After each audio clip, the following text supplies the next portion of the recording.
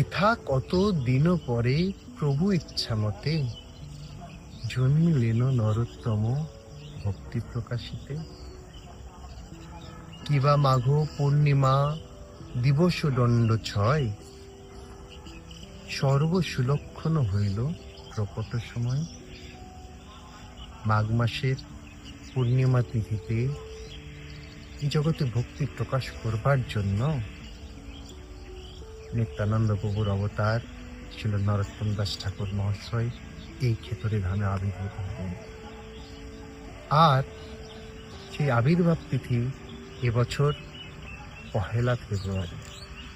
সেই উপলক্ষে ইস্কন খেতড়ি ধামে 3 দিন ব্যাপী আয়োজন হতে চলেছে নরোত্তম কীর্তন মহোৎসব।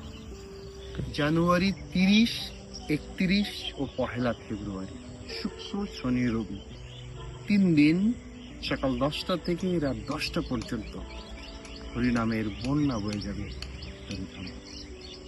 আপনি আসছেন তো সেই বন্যায় প্লাবিত হতে? এখনই পরিকল্পনা করুন। হরে কৃষ্ণ।